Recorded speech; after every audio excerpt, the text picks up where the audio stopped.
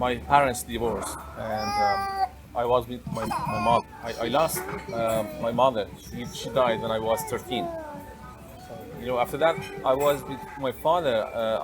I met him after that, and I didn't know him.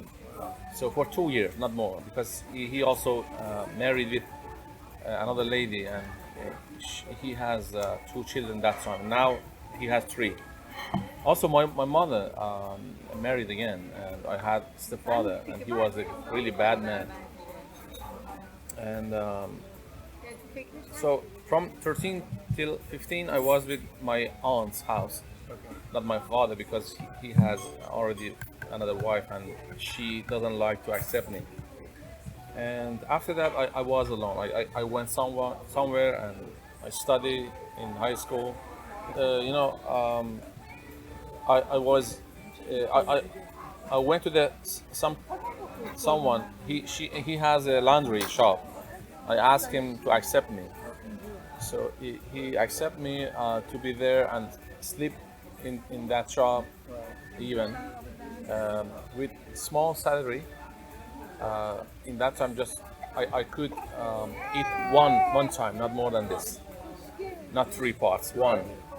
And because I didn't have any experience for that job, and he accepted me as a person, just to clean the shop.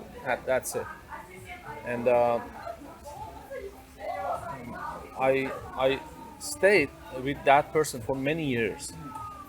But when I became like 21, 22, I felt I need something. And I saw many the other young people, and I wanted to be like them, have a car, have a family, or Now, at this point, what kind of faith did you have? When you're 20, 21, what kind of faith did you have?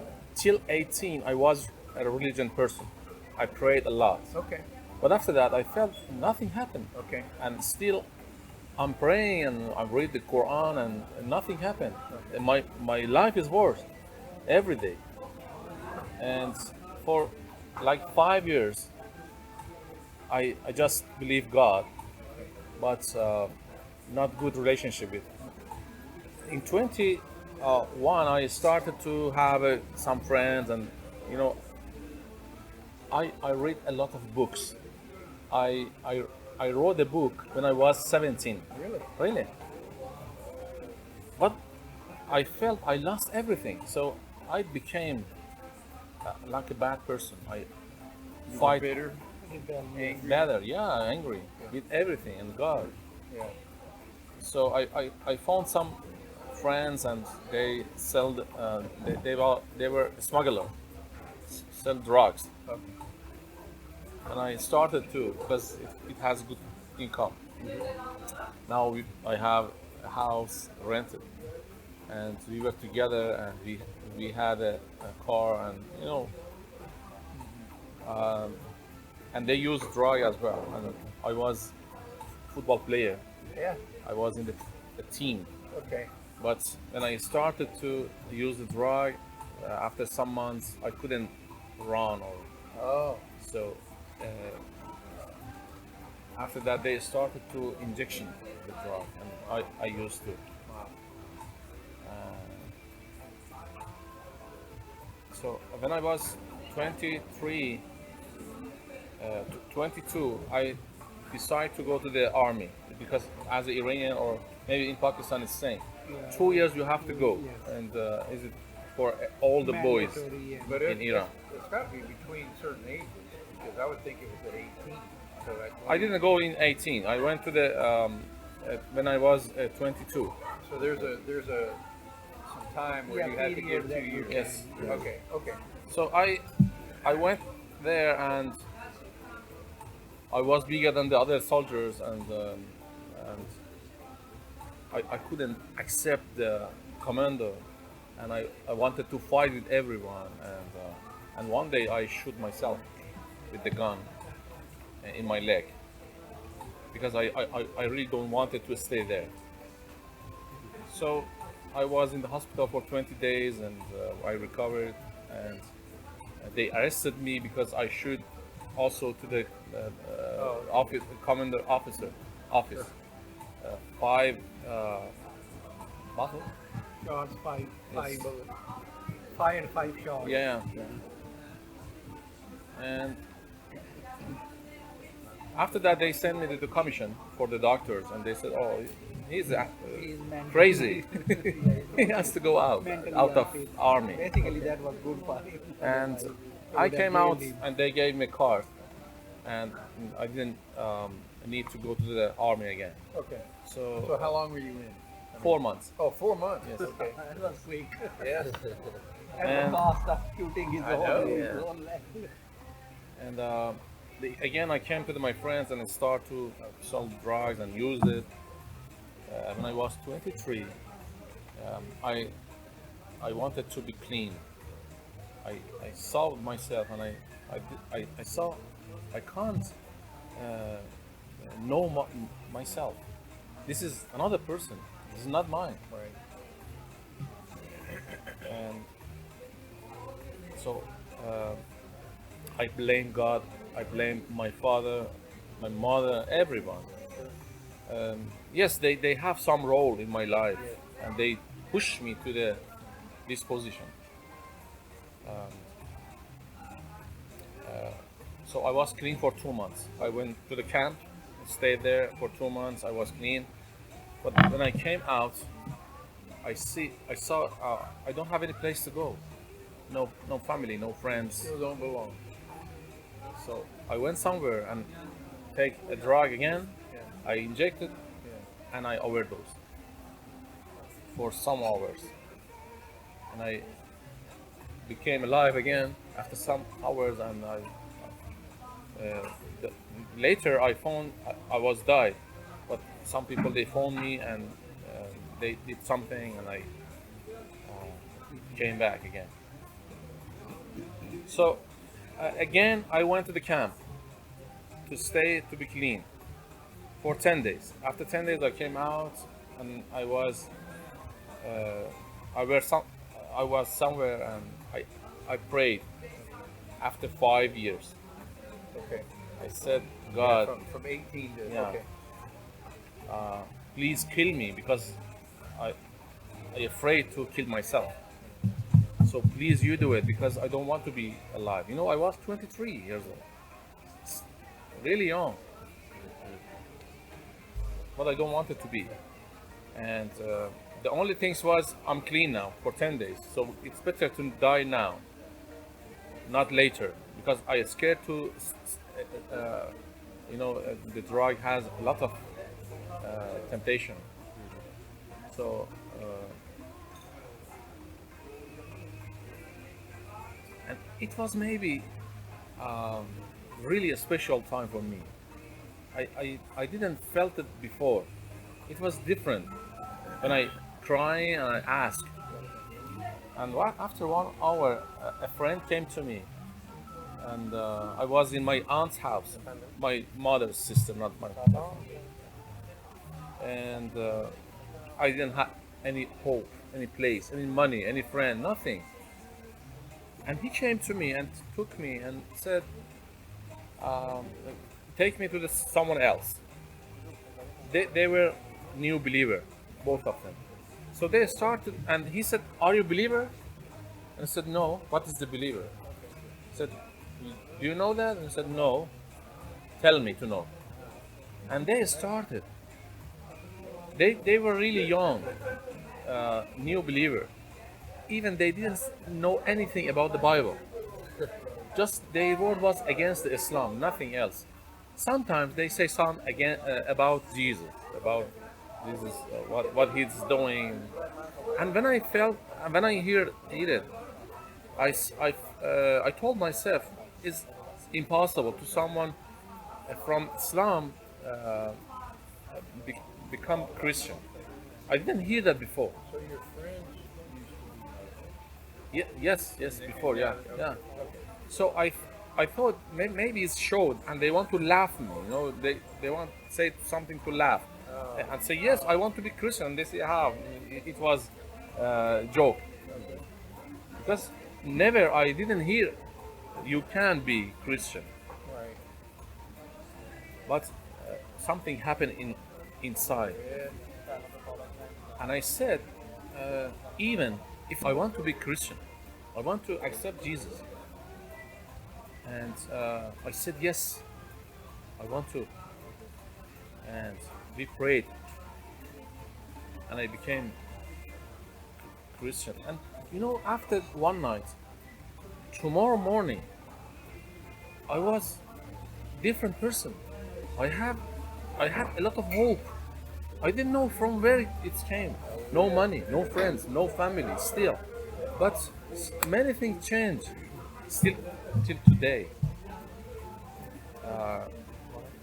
So after that, I found the other Christian. All they are Muslim background. I found the Bible. After 3 months, completely 8 times I read it. 8 times. 8 times. But not just read it. Think about it. I was really thirsty. I want to be honest with you. I didn't see anyone like me because I really was hungry and thirsty. I want to eat it Yeah. because I really need it. Yeah. And we were like 6-7 people together. Okay. It was 2004, and we started together and worship every day together. We have a tape, worship songs, and we have like 3-4 Bibles, New Testament, Yeah. and sometimes with me, sometimes with my friend, because we didn't have enough Bible to read it all. But after that, we know someone, and he came from Tehran to us and lead us and bring some books for some years, and we started to serve and evangelize the others. For me, I started after one day. I went to the other people. I didn't know anything. Just I wanted to tell them, come to the Jesus, because he changed my life. Samaritan lady in John 4. After Jesus met her, she went to the village and come and see. So I was like that. I wanted to ask to come to the Jesus, everyone, even mullahs, many mullahs. I evangelized them. So I didn't know anything, but I wanted to say that, Yeah. and still I want to say that. And after that we started to serve, and as I told you, in 2009 something happened, and again in 2012. Before 2012, because I searched a lot to find a place to go and study theology, but because I'm Persian language is really possible in Iran to have. For Assyrian or Armenian is easy to go, but not for me. So I said, I really didn't want to come out from Iran. But I told myself, I pray for 6 months. If I find someone, I will stay in Iran. But if I don't find, I will go and I will study and I will come back again to serve my people better. Right. So after 4 months, God sent us to the university in prison. The university prison. Wow. Because 2009, 2012. 2012, the second time. Yeah. Yes. Okay. Yeah. Why? Because in prison, I learned how I can pray and how I can wait for God. No one else is not there. You can't expect to anyone, just God, only God. So it's better place to wait for Him and pray to Him and to I see don't know how a lot our of American miracles. friend will take that advice. If you want to have close relationship with God, go to prison. I've heard a amazing. Chinese Christian said that prison. Yeah. He said I feel everyone the needs a spirit. prison I am cell. just Huh? like That's what he said. Yeah. amazing. If you ask me, the worst place for me is 3 years prison. The better place for me is 3 years prison. Yes. That is how I we look at it. Yeah. I couldn't find that relationship with God, any places. It was amazing place to meet him, to meet him. You know, many prisoners. You know, Yeah. I was many places with the killers, with the smugglers, many places, and the government was um, treated us all the time. They were against, but all the prisoners, we had respect between them. They loved us. They talked to us. They spoke to us. They said many secrets. And after 3 years, we had more than 40 people. Two of them, the government killed them because they were a smuggler. Two of them. You know, the first person who accepted Jesus, it was after 3 months, and his name was actually because the government killed him, Muhammad, and he was a smuggler. And when he accepted, for 3 months, people told me, God took his hand in your life. You served a lot. You did a lot, but he forgotten you, and he put you to the prison. And said, and every day, because it was my question too, why I'm here? Because I believe after I accept Jesus, I saw something around myself, and no one can touch me, no one can arrest me, like the Psalm 91. Yes. You know, I was under his power. So after 3 months, when he accepted Jesus, God told me. I'm not a person say, "Oh, God told me." No, it's not all the time. But I can't believe that it was God said. Now you can imagine why you are here, because of this person. How he could know me without, if I don't send someone to the prison. Wow.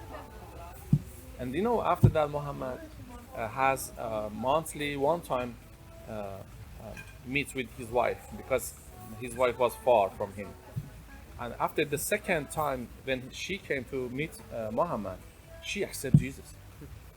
You know, Muhammad every day was prayed Islamic way, Right. but he accepted Jesus and stopped. And he was another person. And also we have someone else named Saeed. And more than 40 people. And they changed. And you know, the government all the time send us to another person, another place, and another place, because they saw all people come to us. And you know, more than 1,000 people they heard from us. And we were 4 people in the prison, because all the time, and each place had more than 300 people, and all the time they send it to us. Different rooms, different They places. were thinking they are avoiding, but they are basically The helping. government said, "Let's take the gospel over here." They didn't even know it. Wow. And you know, we had every day 6 minutes phone call. Okay.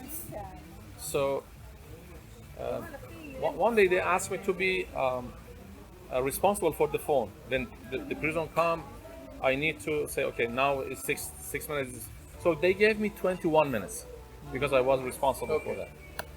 And I used to have 6 minutes. So more than 6 minutes was really, Unimaginable blessing. yeah, it was really more for me. 6 minutes was enough, because I used to for 6 minutes. Yeah. Not for now, I can talk 1 hour, but in that time 6 minutes was enough. I said, okay, now I have 21 minutes. What I should do? I called a friend and I said, please read the Psalm 34. And she started. And I said, okay, please stop.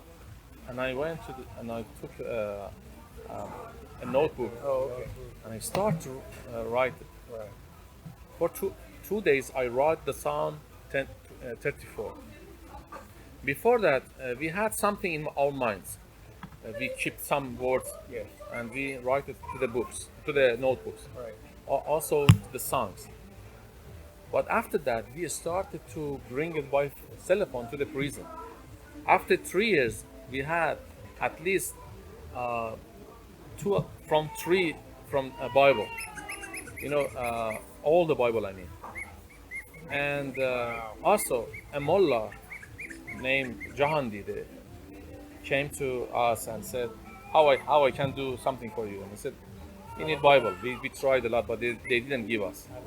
And he said, I can't bring the Bible, at least Persian, but I can maybe bring English because no one can see what is it. And said, okay, bring it. And he brought the New Testament for us, and we started to translate it. And if we had some problem, call outside and ask what is the right sentence for this verse, for example. And we have all translated in prison. And each person, when accept Jesus, we had a lot of notebooks, and he started to write what we have. And maybe after 2 months, the government sent him or us to another place. So we had a lot of Bible in the prison everywhere. Because, for example, someone come to us, and after 2 months, when he has a Bible, they send it to another place. So he brought the notebooks with himself to another place. And we had a lot of copy because everyone copied from it. And when they saw we can't, because in the beginning they said you have to be silent in the prison. You shouldn't say that you are Christian. But the first question is what you did and you are here now. So we tried our best to didn't say that, but we couldn't. So we shared it. He said we are Christian. So why, as a Christian, should be here? I said no, we were Muslim and now Christian. I said, why you are Muslim now Christian? And explain. Okay. Wow. In 2014, my friends start to use the conditional release because it's a law for a prisoner to use it. Then you have a half of your time in prison, you can use that. But the government rejected. I didn't write it. I said, you can write if they accept you, I will write as well. But they didn't accept it, so I start hunger strike for 90 days. I didn't eat. Yeah. After 50 days, the government came from the court and they said, why you are in hunger strike? And I said, because of my friend. And they said, okay, we will accept you. They conditional release. But they accept one, not three of them. And again, I continued my hunger strike. Again, after 15 days, they changed. And in this time, they accepted. And when I became sure they accept them, they conditional release, I stopped my hunger. Also, 2 times I had surgery in prison because of my stomach. I came out after. I came before because of my stomach to surgery. After I came back to the prison again, I started. So for 90 days. And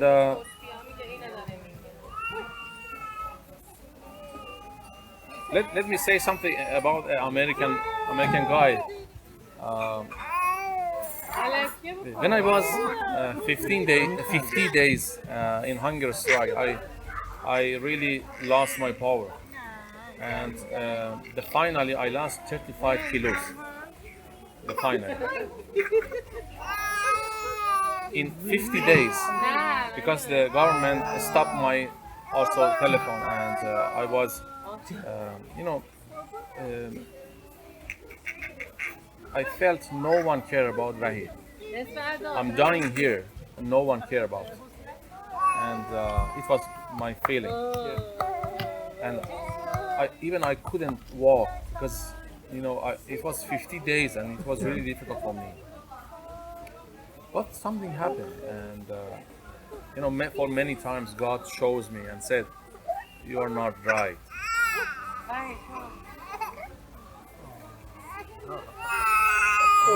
Nobody's talking to you.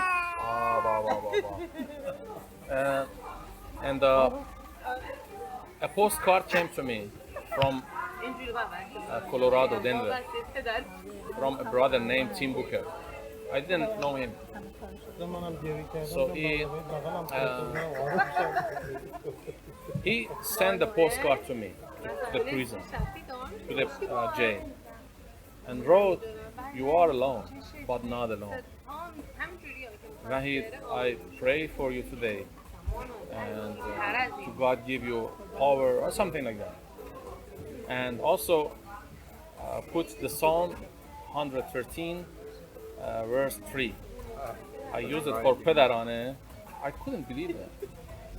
A postcard from America. And in the same time, when I'm thinking like that, I'm alone. No one cares. I will die, but no one cares. And I came to Turkey 2015, and I found this guy 2017. Now we are good friends. And when I found him, and he wrote the email to me and said, "Oh, Wahid, today is my birthday, and this is the best gift in my life God gave me." And he said, even I forgotten, I sent one day, a postcard to someone. Now I can remember that. And God used the Balaam's donkey and also can use me. So, yeah, we are now good friends. But I used this psalm because it was a sign for me. I'm not alone, never. God watching me. So, no one could believe it. But after that, I stand up. I walk, I run, and my friend said, "Because of that, no one cares about you because you're running. You have power, still have power." And but after 90 days, I stopped my hunger strike. But today, I have a lot of problems in my liver and my stomach. But really, I can't. Let me say something more about after that. When I came to Turkey, I had. Many people promised me, "Wahid, come to the Turkey." Many people promised me to when I came out, because when I came to the Turkey, I had just $800, and someone helped me, not from myself. And even I couldn't rent a house, so I was with some people, I didn't know them before. And just some people, they came to me and they take selfie with me and they gone. And one of them helped me 300 pounds. Not because of money, because no one cared. And many of them, they told me, "You have to stay in Iran. You have to fight." And I said, "With whom? With what?" And for 3 months, it was really bad days for me, a bad time. And it was in the first time in my life I wanted to kill myself. I went to the fourth floor in my friend's house, and I wanted to jump. The devil told me, "Jump." And I came back, and I asked many people to please pray for me because I'm in a really bad situation. I prayed with everyone. I was really a spiritual man for the others, not for myself. Inside was empty. Yeah.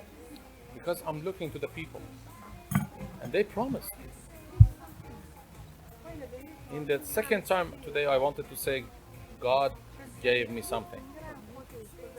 I was somewhere and I worked, and for in the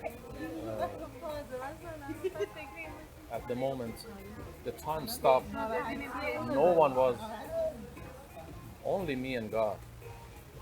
And for 3 years, I was just looking to God, and He told me, in prison, just only ask me, and I was there all the time. It was true. And why, when you came out, you asked the others? Why not me? If you would ask me, I would be there. But you didn't ask me. I repent in that time, till now.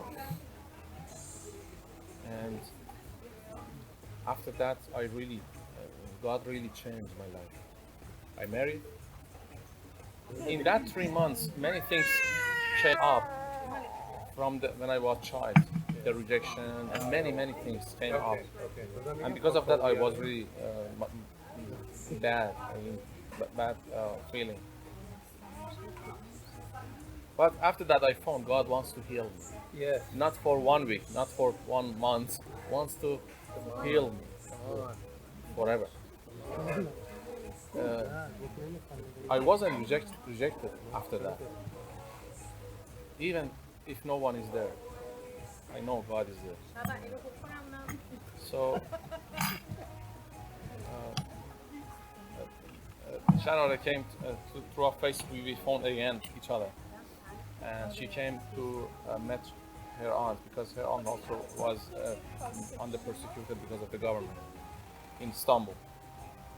And she came to me, and we met each other again, and we started to know more each other. And I told myself, I'm going to ask for to be married. But if their parents say something, because I don't have money, I don't have job now, nothing. If they put a little stone in the road, I said no, because I can't marry now because of my situation. But they said yes, okay. You don't have any problem. You don't have money, okay. Maybe later you can make money. Even not wedding party, nothing. So they accept everything. And I said, why? Why they accept everything? Now I don't. I know, because God put something in their hearts. And, So you were married here? Yes. And I came one. Now we are 4. Her family was able to make it here to attend the wedding or no? They came to our wedding party, and because in 2000, December of 23, December of 2015, in the celebration for Christmas, also we have a party there. So after we dancing for Jesus, they dancing for our wedding in the same time.